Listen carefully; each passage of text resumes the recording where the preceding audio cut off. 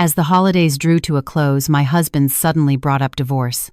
I readily agreed and even gave up custody of our 2 children. On the night of December 28th, as Michael pushed the divorce agreement in front of me, the beef stew he loved was still simmering in the kitchen. Our 2 children were in the living room watching cartoons, their laughter seeping through the crack in the door. His expression was as calm as if he were discussing what to get at the grocery store tomorrow, not ending our 12-year marriage. "Kate, let's get a divorce. I'll take the 2 kids.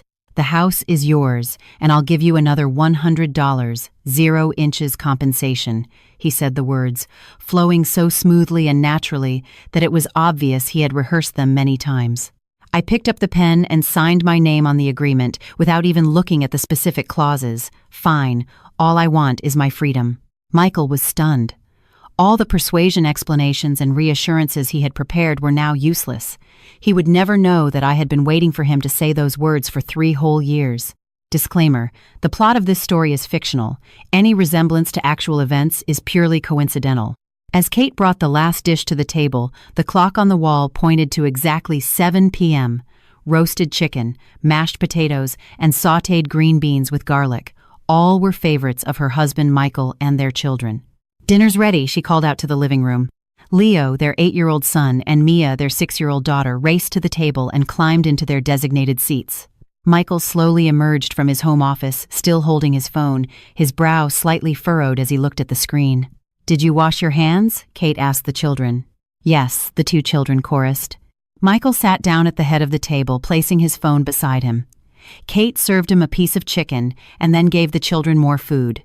She had been doing this for 12 years. It had become muscle memory. "Dad, are we going to Grandpa and Grandma's for New Year's?" Leo asked as he ate. "Yes, we'll go over on New Year's Day," Michael said, taking a bite of potato. "Did Mom buy you new outfits?" "Yes," Mia chimed in. "Mom bought me a sparkly red dress. It's so pretty." Kate smiled at her daughter. "Wear it to Grandpa and Grandma's. They'll definitely love it." The atmosphere at the dinner table was relatively harmonious. Michael asked a few questions about the children's schoolwork, and Kate reported on the progress of the holiday shopping. The children chattered about fun things that had happened at school. This was Kate's life. Married for 12 years, a stay-at-home mom for 8 years, her life revolved around her husband, children, and the house. She got up at 6 a.m. every day to make breakfast, drive the children to school, buy groceries, cook, clean, pick up the children from school, help with their homework, prepare dinner, and put the children to bed. It was a repetitive, day-after-day cycle. After dinner, Michael went into his office as usual, saying he had to deal with work. Kate cleared the dishes, and the 2 children helped wipe the table. This was a habit she insisted on cultivating, even though they often left streaks everywhere. The sound of the dishwasher filled the kitchen. Kate wiped the counters mechanically, her gaze passing through the window to the thousands of lights in the high-rises across the way. Behind each light was a family, a story. Some were happy, some were not. Most, like hers, were neither good nor bad, just getting by. "Mom, can I watch a show for a little while?" Mia ran in and asked, looking up with her small face. "Have you finished your reading homework?" "Yes," Leo helped me with the hard words. Kate dried her hands. "You can watch for half an hour. You have to take a bath and be in bed by 9 o'clock. "Okay," Mia ran back to the living room happily. Kate finished cleaning the kitchen and went to the laundry room to fold the clothes. The December wind was bitingly cold, and the towels that had been hanging on the line outside were stiff. She brought them in warm and smelling of the cold air, Michael's dress shirts, the children's fleece jackets, her own yoga pants. All the clothes were mixed together just like this family, seemingly integrated on the surface, but in reality, each had its own texture and purpose. At 9 o'clock, Kate promptly urged the children to take a bath. Leo could already wash himself, but Mia still needed help. The bathroom was steamy, and her daughter's small body was soft and warm. Kate carefully lathered her with soap.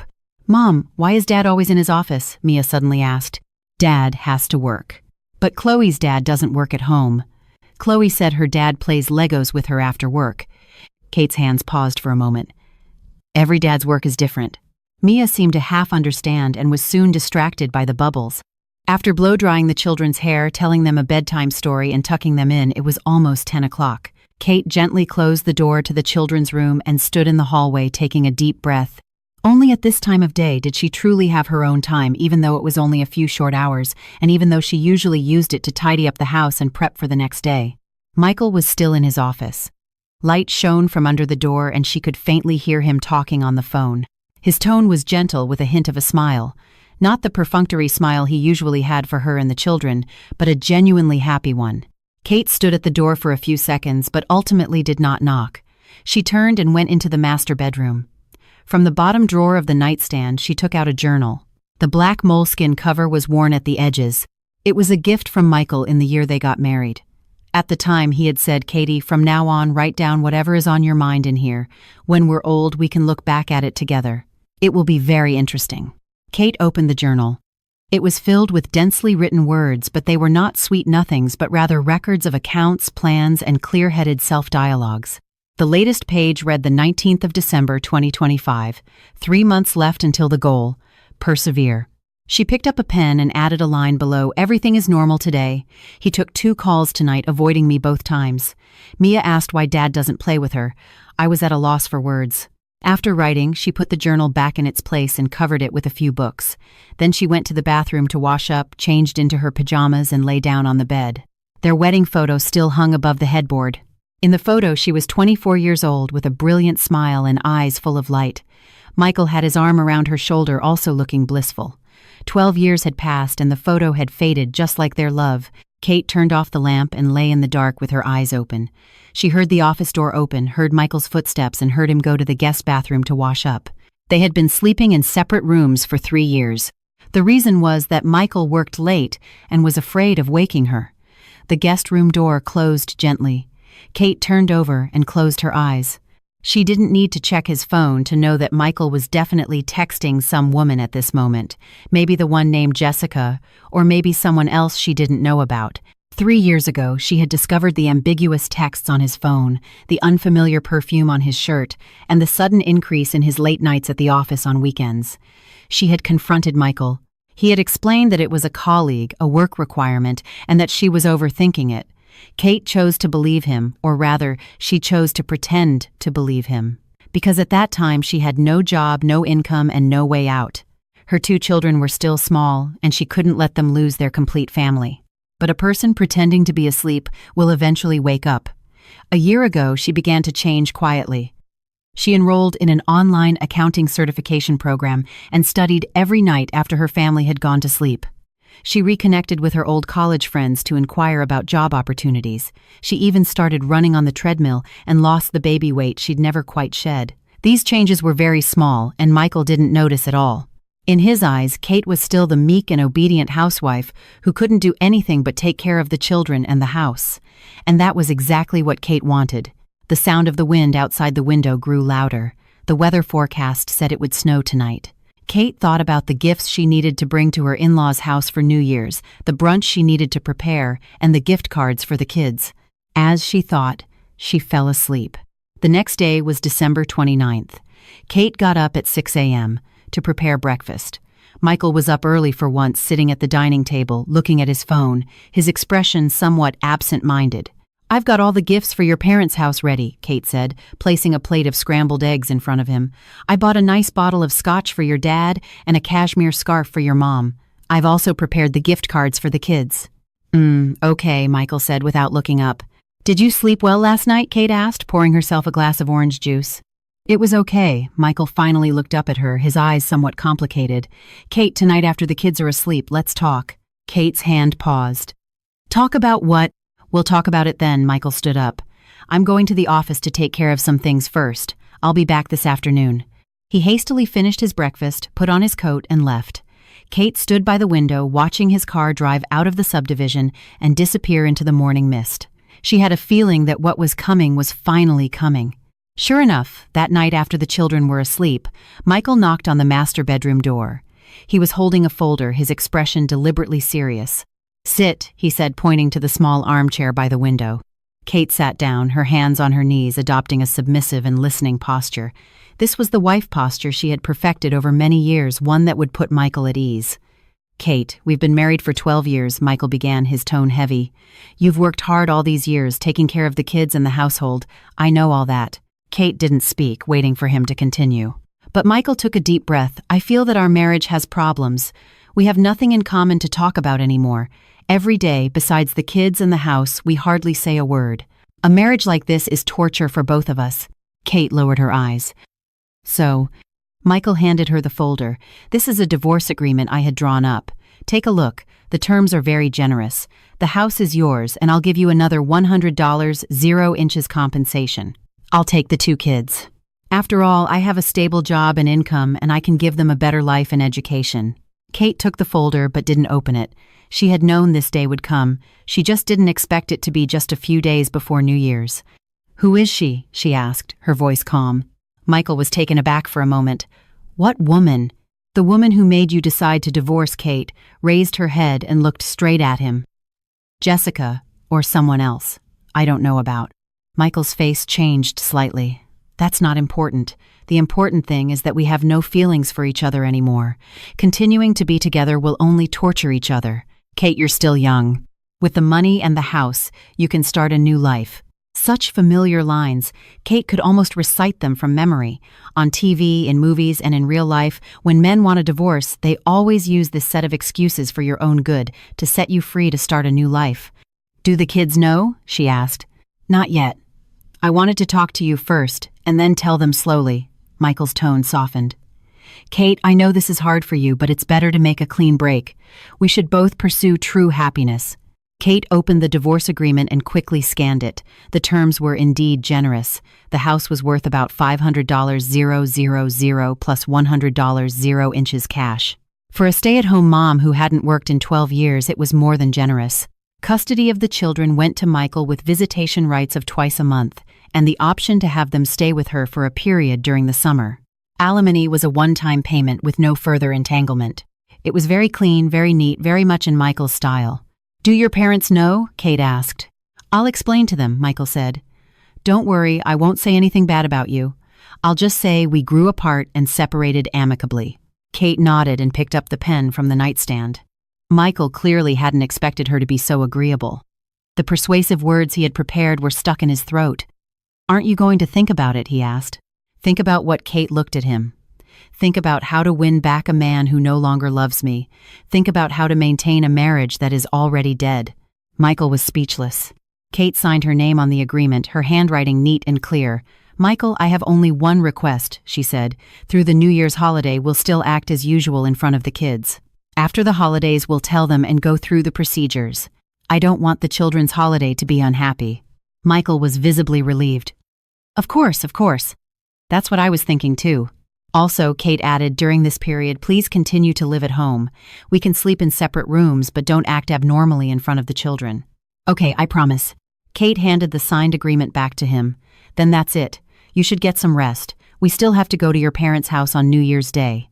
Michael stood there with the agreement, as if he wanted to say something else, but Kate had already turned around and started straightening the duvet, a gesture of dismissal. He ultimately said nothing and left the room. After the door closed, Kate stood still for a long time. Then she walked to the closet, opened the bottom drawer, and took out the black journal. She turned to a new page and wrote the 29th of December, 2025. He proposed a divorce. I signed. The plan is in motion. The countdown begins. After writing, she put the journal back in its place, turned off the light, and got into bed.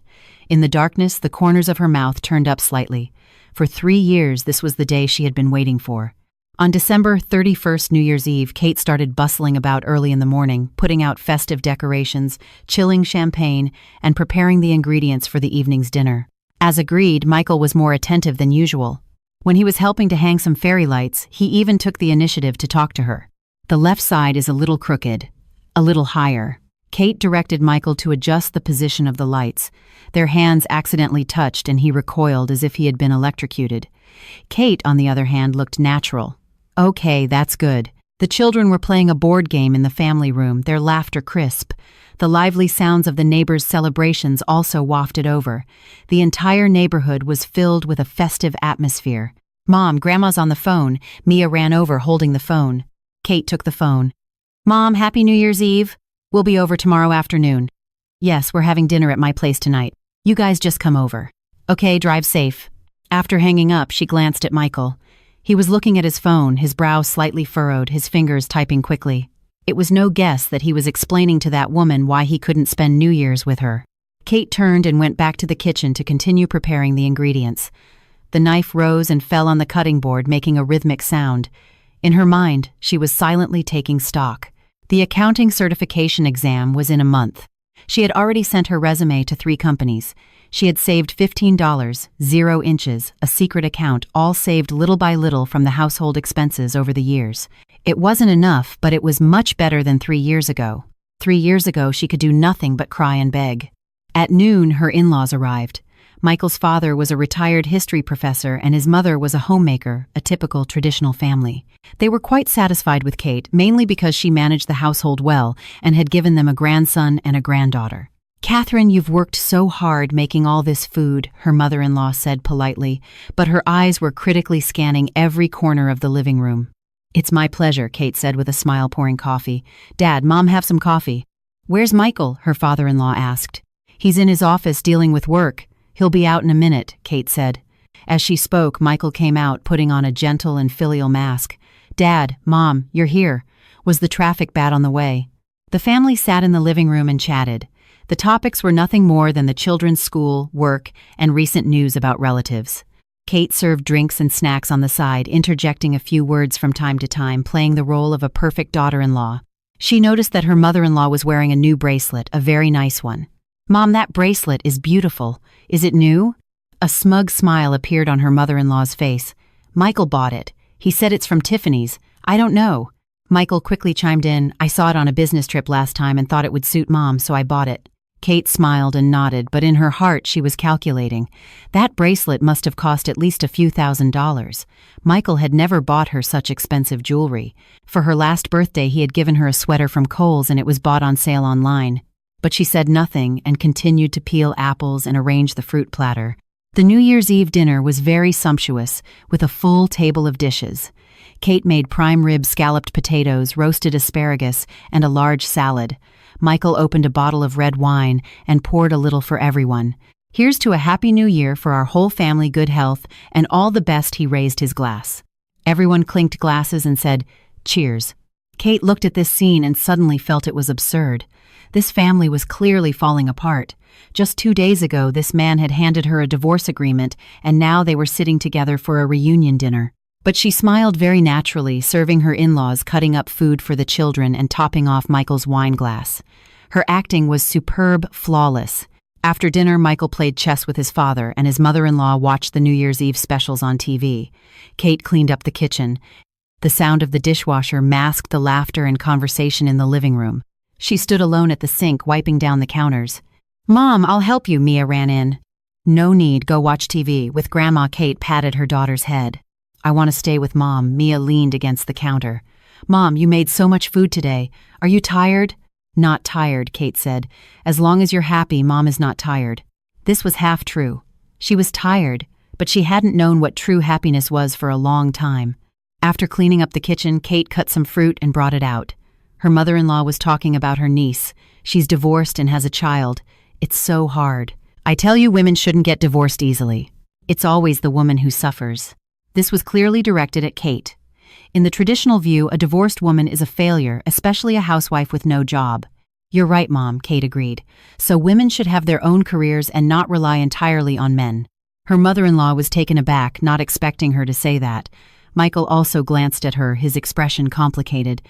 "Catherine has a point," her father-in-law interjected, "but taking care of the family is also an important job." Kate smiled and didn't say any more. She glanced at the clock on the wall. It was almost 11:30. Time for the countdown. "I'll get the champagne ready," she stood up. "I'll help you." Michael also stood up and followed her into the kitchen. With the door closed, only the two of them were left in the small space. "What Mom said just now, don't take it to heart," Michael said in a low voice. "I won't." Kate started getting out the glasses. "She's right. It's not easy for a divorced woman." Michael was silent for a moment. "Kate, I know I'm sorry, but feelings can't be forced." "I understand." Kate arranged the glasses on a tray. "You don't have to explain. I understand everything." Her calmness made Michael uneasy. The crying, nagging, and bargaining he had expected never happened. Kate was as calm as if she had been prepared to accept all of this long ago. "After the holidays, I'll go through the procedures as soon as possible," he said. "I won't give you less money or the house." "Okay," Kate said. "You go be with your parents. I can handle it here." Michael stood there for a few seconds and finally went out. Kate watched his back, a cold smile on her lips. He thought she was submissive, but in fact, she was surrendering. At midnight, the sound of cheers and fireworks rang out. On TV, the ball was dropping in Times Square. The children ran excitedly to the window to watch the neighborhood fireworks. Her in-laws exchanged hugs and well wishes. Michael took out some envelopes. "Leo, Mia, come get your New Year's gift." The two children ran over and took the envelopes, saying sweetly, "Thank you, Dad. Happy New Year, Dad." "And here's yours, Catherine." Michael handed Kate an envelope. Kate took it. It was of average thickness, probably a check for a few $100s, just like in previous years. "Thank you." "Open it," Michael said. Kate opened the envelope. Inside, there was a check for $5,000 and a small card that said, "For all you do." Kate understood. This was hush money, a compensation for his conscience, the price for her to divorce him peacefully and not cause trouble. "Thank you, it's too much." She handed the check back. "Keep it," Michael held her hand. "You've had a hard time all these years." His hand was warm, but Kate only felt cold. She withdrew her hand and put the check in her pocket. Then, "Thank you." This gesture completely reassured Michael. He thought that by accepting the money, Kate had accepted all the terms of the divorce. He would never know that what Kate wanted was far more than this. At 2 a.m., after seeing off her in-laws and putting the children to bed, the house finally became quiet. Michael finished washing up and hesitated for a moment. "I'll still sleep in the guest room." Good night," Kate said. She went back to the master bedroom but didn't go to sleep right away. From the depths of the closet, she took out a small, fireproof box. Inside were various documents: her social security card, college diploma, professional certifications, and a few passbooks and bank cards. These were all things she had secretly prepared over the years. The diploma and certifications were her confidence, and the bank accounts were her way out. At the bottom was an employment contract she had just signed last week for an accountant position at a mid-sized firm with an annual salary of $65,000. She would start work after the holidays. The company valued her 10 years of prior work experience and her recently obtained certifications and agreed to give her a chance. $65,000. A year might be what Michael spent on business trips, but for her it was the starting point of a new life. Kate put the things back in their place and then opened her phone to check the messages in her study group. She had scored at the top of her class in the final exam for her certification program. The instructor sent her a private message asking if she was interested in pursuing a higher-level CPA license. She replied, "Thank you, I will consider it." Turning off her phone, Kate lay down. The sound of fireworks outside had become sparse with only a few sporadic pops, like the final echo of this marriage. She closed her eyes and scenes from the past 3 years flashed through her mind: the shock and pain of discovering Michael's infidelity, the despair of deciding to endure it, the calmness of making a plan, and the determination of implementing it step by step. The most difficult moments had passed. Now she just needed to follow the plan and take the last few steps. Michael didn't come home until 10 p.m. on New Year's Day with the faint smell of alcohol and perfume on him. Kate was reading a book in the living room. Without looking up, she asked, "Have you eaten?" "Yes," Michael said a little guiltily. "A client dinner. I couldn't get out of it." Kate turned a page of her book. "The children are already asleep. Keep your voice down." Michael stood in the middle of the living room looking at her calm profile. Suddenly he felt an indescribable sense of unease. This unease had started when Kate had readily signed the divorce agreement and had grown stronger with time. None of the reactions he had expected had occurred. No crying, no questioning, no bargaining. Kate was as calm as if she had known this day would come, even as if she had been waiting for it. "Kate," he began, "let's talk." Kate closed her book and looked at him. "Talk about what the divorce agreement is already signed. What else is there to talk about?" "You." Michael chose his words carefully. "Can you really accept it? I mean, the divorce and the children going with me." "What can I do if I can't accept it?" Kate retorted. "Cry and beg you to come back. Would that work?" Michael was at a loss for words. "Michael, we've been married for 12 years. I know you." Kate stood up and walked over to him. "You won't change your mind about something you've decided. Since that's the case, why shouldn't I be more dignified and save myself some pride?" What she said was logical, but Michael still felt that something was wrong. The Kate in front of him was too calm, too rational, not at all like the gentle, even somewhat weak wife he knew. "As for the children, as we agreed, we'll tell them after the holidays are over," Kate interrupted him. "During this period, I hope you will cooperate. At least in front of the children, we should still appear harmonious." "I will," Michael promised. Kate nodded and turned to walk towards the bedroom. After a few steps, she turned back. By the way, as for your parents, you explain it to them yourself. I don't want to hear any gossip about me from them. I won't. I'll handle it. Kate closed the bedroom door. Michael stood in the living room, not moving for a long time. He took out his phone, wanting to call Jessica, but after thinking about it, he put it down. For some reason, he didn't want to make this call in Kate's house. In the guest room, Michael tossed and turned. He recalled Kate's changes in recent months. She had started wearing makeup and dressing up, enrolled in an online course, and would occasionally go out to dinner with friends. At the time, he thought it was a good thing. It meant that Kate had her own life and wouldn't be too dependent on him. Now that he thought about it, these changes might have been premeditated, but he quickly dismissed the idea. How could Kate have premeditated a divorce? She was a housewife. How could she live without him? He must be overthinking it. The next day, it was customary to visit one's own parents. Kate took the children back to her parents' house. Michael used the excuse of having to work and didn't go. This was exactly what Kate wanted. She needed some time alone with her parents to talk. Kate's parents lived in the old part of town. The house was not big, but it was very clean. Her father was a factory accountant before he retired, and her mother was an elementary school teacher. They were both honest and down-to-earth people. "Why are you alone? Where's Michael?" her mother asked. "He has something to do at the office and can't come." Kate put down the gifts. "Dad, Mom, I have something to tell you." Seeing her serious expression, her parents exchanged a look. They both had a bad feeling. Kate had the two children go to the den to play and then closed the living room door. "What's wrong? What happened?" her mother asked anxiously. "Michael wants a divorce," Kate said calmly. "I've already signed." The living room was completely silent. The coffee cup in her father's hand almost fell to the ground. Her mother's face turned pale. "What divorce? Why? Is he seeing someone else?" "Yes," Kate said. "It started 3 years ago. I just never said anything." "How is that possible?" Her mother couldn't believe it. "Michael seems so decent." "Mom, people change." Kate held her mother's hand. "Don't get excited. Let me finish." She told her parents everything: her endurance for the past 3 years, the process of discovering Michael's infidelity, and the recent signing of the divorce agreement. But she concealed the part about her own preparations, only saying that she was forced to accept it. "That bastard," her father trembled with anger. "I'll go give him a piece of my mind." "Dad, don't go." Kate held her father back. "It's useless. His heart is no longer in this family. Forcing him to stay is meaningless." "Then what about you? What about the children?" her mother said, her face streaked with tears. "You haven't worked for so many years. How will you live after the divorce?" "I have a plan," Kate said. "The house is mine, and he'll give me $100,000. I can start work after the holidays. I've found a job, an accounting position paying $65,000 a year." Her parents were stunned. They hadn't expected their daughter to have a plan already. "You found a job?" her father asked. "Yes, I signed the contract before Christmas." "I start next week," Kate said.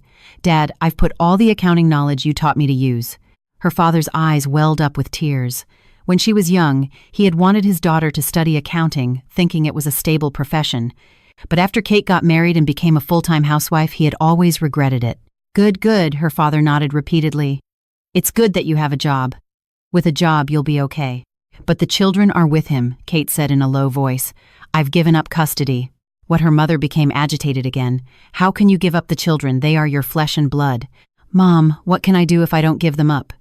Kate smiled bitterly. "I have no job, no income. Will the judge award the children to me? It's better to be proactive and fight for better terms than to be forced to give them up in the end." She paused. "And I'm only giving them up temporarily. When I get back on my feet, have a stable income and a place to live, I'll fight for custody again. The law allows for a change in custody." Her parents were silent. They knew their daughter was right, but it was hard to accept emotionally.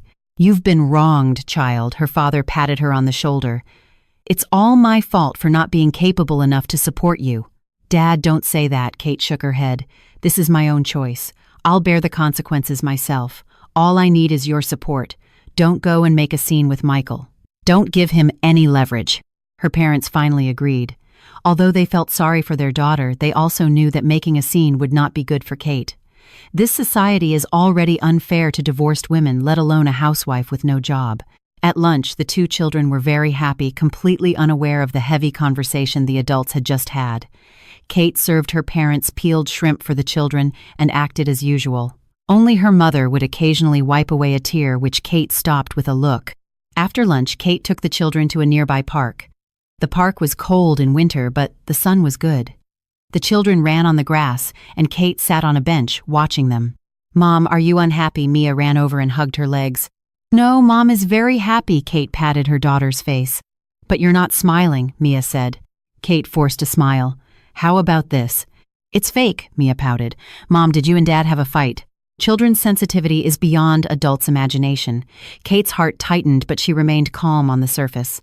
"No, Mom and Dad are fine. It's just that Mom is a little tired lately." "Then Mom should rest more," Mia hugged her. "When I grow up, I'll help Mom with the housework and Mom won't be tired anymore." Kate's tears almost fell. She hugged her daughter tightly, smelling the sweet scent of the child.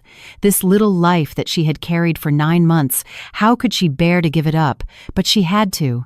A temporary separation was for a longer-term reunion. "Mia, promise Mom one thing," Kate said. "What is it?" "No matter what happens in the future, you have to remember that Mom will always love you," and your brother Kate looked into her daughter's eyes. "Always and forever." Mia seemed to half understand, but she still nodded. "I will always love Mom too." Kate kissed her daughter's forehead, her heart filled with strength. For her children, she had to be strong, she had to succeed. On the way home, Kate received a message from her attorney. "Some evidence has been collected, including hotel records and credit card statements. More direct evidence is needed." She replied, "Continue. Everything must be in place by the end of the week." The street scene outside the car window flew by. Kate looked at this city where she had lived for 12 years and suddenly felt it was strange. But being a stranger was also good. It meant she could start over. From January 3rd to the 7th, life went on as usual. Michael still left early and returned late, and Kate still played the role of a virtuous wife and loving mother. But Michael felt more and more that something was wrong. Kate was too calm, so calm that it was unsettling. On the night of the 8th, Michael finally couldn't take it anymore and knocked on the master bedroom door after the children were asleep. "Kate, let's talk." Kate was reading a book. She took off her glasses. "Talk about what again?" "You." Michael hesitated for a moment. "What are your plans for the future? I mean after the divorce." "Find a job and start over," Kate said. "Otherwise, wait to go broke." "I don't mean that." Michael walked in and sat down on the edge of the bed. "I mean if you need help like finding a job or—" "No need," Kate interrupted him. "I can take care of myself." Michael looked at her and suddenly realized that Kate had changed. Not her appearance, but her eyes. In the past, her eyes were always gentle, even a little timid. Now they had become sharp and determined. "Kate, do you hate me?" he asked. "Hate?" Kate laughed. "Hate is too tiring." "Michael, I don't hate you. I'm just disappointed in you and even more disappointed in myself for being so blind for so many years." These words were more hurtful than hate. Michael's face changed slightly. "I know, I'm sorry." "No need to explain," Kate said. "We've already signed the agreement. We'll soon have no legal relationship. We've had no emotional relationship for a long time. So there's really no need to explain." The distance in her tone made Michael feel very uncomfortable. He stood up. "Then you should get some rest." At the door, he turned back. "Kate, no matter what, I hope you're well." "I will be," Kate said. "Definitely." The door closed. Kate picked up her phone and sent a message to her attorney. "He's getting suspicious. Speed up the process. Also check his recent large transfers, especially to that woman." Soon the attorney replied, "I'm on it. By the way, the change in his company's shareholding that you asked me to check has a lead. 6 months ago, he transferred 10% of his shares to a shell company. The legal representative of that company is Jessica's younger brother." Kate's eyes narrowed. Michael had not only cheated, he was also hiding marital assets. This required an adjustment to her previous plan. $100,000 and a house were far from enough. She replied, "Collect all the evidence, including the share transfer documents, bank statements, and communication records. I'll need them by this weekend." Putting down her phone, Kate walked to the window. The night was dark, with a few scattered lights on the tall buildings in the distance. She remembered that night 3 years ago when she first discovered Michael's infidelity and cried all night in the bathroom. At that time, she felt like her world was collapsing, but now standing here, she only felt calm and determined. People are forced to grow. Gentleness is because there is someone to rely on. Strength is because there is no other choice. Kate had no other choice, so she had to be strong. On Friday, January 10th, Kate prepared a large table of dishes as usual. Michael also came home for dinner on time. At the dinner table, he announced, "Let's go out to eat as a family tomorrow night. I've booked a nice restaurant." "Okay," the children cheered. Kate glanced at him. Why the sudden desire to eat out? "It's the weekend and it'll be nice to do something special," Michael said, "and we might not have the chance in the future." His words were meaningful. Kate understood. He wanted to play the role of a harmonious family one last time before the divorce, perhaps for his own conscience or perhaps to leave a good memory for the children. Okay, Kate agreed. She also had her own plans. After tomorrow, everything would change. Let tonight be the last supper of this family. That night, after the children were asleep, Michael knocked on the master bedroom door again. "Still up?" Kate asked. "I want to talk to the children after dinner tomorrow night," Michael said. "It's time to tell them about the divorce." Kate nodded. "Okay, but I want to be there." "Of course," Michael said. "Kate, thank you. Thank you for your cooperation during this time." "No need to thank me," Kate said. "I'm also doing it for the children." Michael stood at the door hesitating. In the end, he only said, "Get some rest. Good night."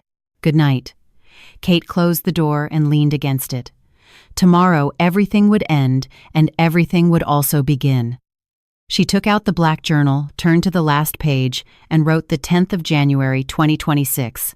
Ready. New life tomorrow. After writing, she closed the journal and put it in her purse. This journal, which had recorded her mental journey for the past 3 years, was her most private witness. After tomorrow, it would become the past. The next evening, Kate began to prepare for the negotiation. She changed into a new, sharp pantsuit, put on light makeup, and tied her hair into a neat ponytail. The person in the mirror didn't look like a stay-at-home mom at all, but more like a corporate executive. Michael was stunned when he saw her. "Wow. Where are you going dressed like that?" "Can't I?" Kate retorted. "No, I just think it's a bit formal for dinner," Michael said. "Today is an important day. It's good to be formal," Kate said meaningfully. Michael thought she was referring to the showdown with the children and didn't ask any more questions. He didn't know that the important Kate was talking about had a completely different meaning. At 6 p.m., the family set off for the restaurant. Michael had booked a high-end steakhouse with a private room suitable for talking. The children were very excited because they rarely came to such an expensive restaurant. When ordering, Michael was very generous, ordering the children's favorite dishes. He ordered a bottle of Cabernet for himself and also poured a glass for Kate. "It's a special occasion, have a little," he said. Kate didn't refuse. She needed a little alcohol to calm her nerves, although she was already well prepared. Halfway through the meal, Michael put down his fork and cleared his throat. "Leo, Mia, Dad has something to tell you." The children looked up at him. "Dad and Mom," Michael glanced at Kate, "we've decided to separate. From now on, Dad and Mom won't live together anymore." The private room was completely silent. Leo was the first to react. "Are you getting a divorce?" This word coming from an 8-year-old child's mouth had a surreal absurdity. Kate's heart ached, but she remained calm on the surface. "Yes," Michael said with difficulty. "But don't worry, Dad and Mom still love you. We just won't live together anymore." "Why?" Mia asked, tears welling up in her eyes. "Because." Michael didn't know how to explain. "Because your father has fallen in love with someone else," Kate calmly took over. "He has a new family outside, so he doesn't want us anymore." These words were like a bomb exploding in the private room. Michael's face turned pale. "Kate, what the hell are you talking about?" Kate took a manila folder from her purse and pushed it in front of him. "These are your hotel records with Jessica starting from 3 years ago. A total of 47 times. Do you need me to read them to the children?" Michael's face turned white instantly. He grabbed the documents, his hands trembling. You investigated me." "Of course." Kate took out another document. "These are your credit card statements. Last year alone, you spent over $50,000 on gifts for her. And this," she tapped the final document, "is the proof that you fraudulently transferred company shares to her younger brother 6 months ago." With every sentence, she said, Michael's face turned a shade paler. The children looked at their parents completely confused about what was happening, but they could feel the terrifying atmosphere. "Kate, let's go outside and talk." Michael stood up, his voice trembling. "Why go outside?" Kate sat still. "The children have the right to know the truth." "Michael, you wanted a divorce. Fine, I agree. But not according to your agreement." She took out another document from her purse. "This is my divorce agreement. The house is mine. The full value of the shares you transferred, estimated at $1.2 million, is mine. In addition, you will pay $200 0 inches damages for emotional distress, and full custody of the children is mine." "You're crazy," Michael hissed. "On what grounds?" "On these grounds," Kate pointed to the evidence on the table. "On the grounds of your infidelity, on the grounds of your fraudulent transfer of marital assets, on the grounds of your attempt to deceive me and your children." "Michael, if this evidence is submitted to the court, how do you think the judge will rule? How will your investors react?" Michael collapsed back into his chair, sweat beading on his forehead. For the first time, he realized that he didn't know Kate at all. This seemingly gentle and weak woman had secretly collected so much evidence and laid such a big trap. You knew all along." His voice was hoarse. "I knew 3 years ago," Kate said. "I didn't expose you then because I had no job, no income, and no ability to raise the children alone. But now I do." She looked at the children. "Leo, Mia, Mom has to tell you, Dad made a mistake and he won't be living with us. But Mom wants you. Mom will work hard to give you a good life. Are you willing to live with Mom?" The 2 children were already in tears. Mia threw herself into Kate's arms. "I want Mommy, I want Mommy." Leo also walked over and hugged Kate's arm. "I also want Mommy." Kate hugged the children, her tears finally flowing. But these were not tears of weakness, but tears of release, tears of victory. Michael watched this scene and suddenly felt like an outsider. This family he had lived in for 12 years, these people he thought would always belong to him, had all left him in an instant. "Kate, we can talk about the terms." He tried to salvage the situation. "There's nothing to talk about." Kate wiped away her tears. "Sign this agreement.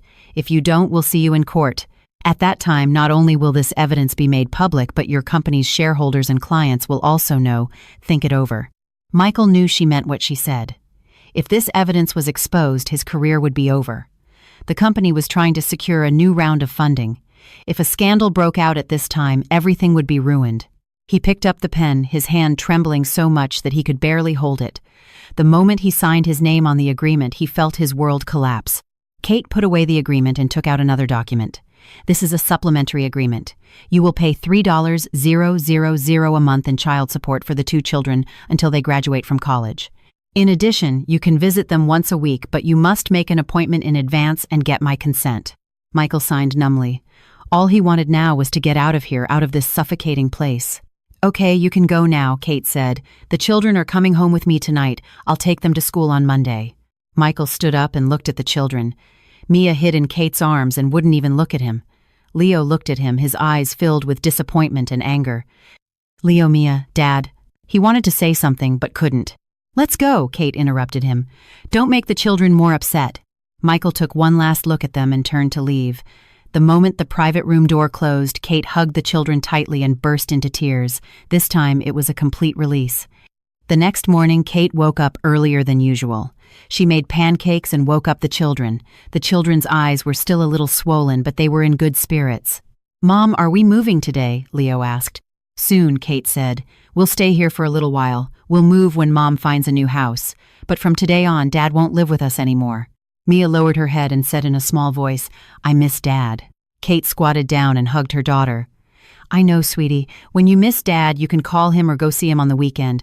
But from now on, Mom will be the one mainly taking care of you." "Okay." Mia nodded. "Mom, will you always be with us?" Of course, Kate kissed her daughter. "Mom will always be with you." After dropping the children at a friend's house for a playdate, Kate went to her attorney's office. Sarah had already prepared the documents and was waiting for her to sign. "The divorce agreement has been notarized. This is a copy." Sarah handed her the document. "The custody change procedures are also being processed. It should be done in about a week. Michael is very cooperative. It seems he was scared by your evidence." "He wasn't scared. He just made the most favorable choice after weighing the pros and cons," Kate said as she signed. "If it went to court, he would lose more." Sarah looked at her with admiration. "Kate, you are the calmest client I've ever seen. Many women would just cry and make a scene in a situation like this, but you knew how to collect evidence and wait for the right time." "Because crying and making a scene is useless," Kate said. "This world only sympathizes with the weak, but it only respects the strong. I don't want to be pitied. I want to be respected." After signing the documents, Kate went to see an apartment. It was in a complex not far from the children's school, a 2-bedroom, 2-bathroom apartment of 900 square feet. Although it was not big, it was clean and bright with a south-facing balcony and plenty of sunlight. "This is the one," Kate decided on the spot. "I'll come and sign the lease tomorrow." The agent was surprised by her decisiveness, but Kate had her own considerations. She needed to move out of that house full of memories as soon as possible and start a new life. Money was not a problem. The money she got from the divorce was enough for a down payment on a condo, but for now, renting was faster and easier. On Monday, Kate reported for duty at her new company. Her colleagues were all very friendly, and her boss was a woman in her 40s who appreciated Kate's competence. "I heard you were a stay-at-home mom," before the boss asked. "Yes, but I've been studying and haven't fallen behind in my profession." Kate handed over her certificates and transcripts. The boss looked at them and nodded. "Good. Our company needs someone like you with experience and ambition. Work hard and you'll have a bright future." Kate was assigned to the finance department. The work was not difficult, but she was very serious. At lunch with her colleagues, they talked about their families. Kate said, "Frankly, I'm newly divorced and have 2 children." Her colleagues didn't show any strange expressions. On the contrary, they admired her courage. A young female colleague said, "Kate, you're amazing. If I got a divorce, I wouldn't know how to live." "You learn because you have to," Kate smiled, "but if I could choose, I would still hope for a happy marriage." This was the truth. Although she was doing well now, who wouldn't want a complete family if they had the chance? It's just that some things can't be forced, so you accept it and move on. The following weekend, Michael came on time to help them move. He looked haggard, but didn't say much and silently moved boxes. The children were happy to see him and chattered around him. "Dad, will you come to see us often in the future?" Mia asked. "Yes, Dad will come every week." Michael picked up his daughter. Kate didn't disturb them and continued to unpack. At noon, she ordered pizza, and the 4 of them had their first meal in their new home. The atmosphere was a bit subtle, but it was still harmonious. When Michael was about to leave after lunch, Kate saw him to the door. He hesitated for a moment and said, "Kate, I'm sorry, and thank you." "Don't thank me," Kate said. "Just live a good life. For the children, you too." Michael left. Kate closed the door and leaned against it. This time it was a real farewell. A farewell to the past 12 years, a farewell to the weak and dependent person she used to be. "Mom, are we going to live here from now on?" Leo asked. "Yes, this is our new home." Kate opened her arms. "Come here for a hug." The 2 children threw themselves into her arms. The 3 of them hugged each other. Kate felt that this was the whole world. That night, Kate told the children a bedtime story. A new room, a new bed, a new beginning. The children quickly fell asleep with smiles on their faces. Kate sat in the living room and opened her laptop. She registered a blog called 35 and Starting Over. In her first post, she wrote about her divorce experience, her mental journey, and how she went from despair to hope. After publishing it, she closed her computer and walked to the balcony.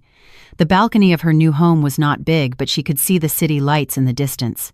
The night wind was cool, but Kate's heart was warm. Her phone rang. It was her mother. "Katie, have you finished moving? Was it smooth?" "Very smooth," Kate said. "Mom, don't worry, I'm fine." "That's good." Her mother's voice was a little choked. "Katie, Mom is proud of you."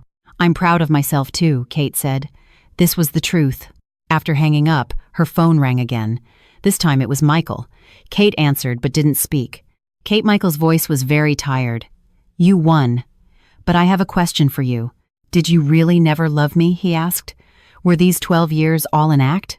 Kate was silent for a long time. "I did love you. Once I loved you very, very much. But love can be consumed, can be betrayed. Michael, you were the one who stopped loving first. You were the one who betrayed first. All I did was protect myself and my children." Suppressed sobs could be heard from the other end. Kate didn't comfort him, just listened quietly. Once his tears would have made her heart ache.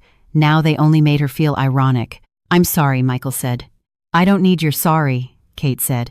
"What I need is for you to keep in touch with the children, pay child support on time, and not disturb our lives. That is your best apology." She hung up and blocked Michael's number. From now on, they were only legally related. Other than that, they had nothing to do with each other. Back in the room, Kate looked at the children's rooms. The light from the small nightlight shone through the crack in the door, warm and reassuring. She gently closed the door and went back to her own room. On the nightstand were her professional certifications and work ID. Next to them was a photo frame of the children. In the photo, the 3 of them were smiling happily. Kate lay down and closed her eyes. Tomorrow was another new day, a new challenge, a new hope. But she was not afraid anymore, because she knew that no matter what she encountered, she could face it, she could overcome it. Because she was no longer the stay-at-home mom who depended on her husband. She was Kate, a 35-year-old single mother, an accountant, an independent woman. This was her new identity. This was her new life. And she liked it very much. When marriage becomes a cage, letting go is freedom. Giving up custody is not giving up on the children, but choosing a wiser way to protect them. A woman's true confidence is not her marriage, but her ability to survive independently. Ending a relationship is not scary. What's scary is exhausting yourself in a dead relationship.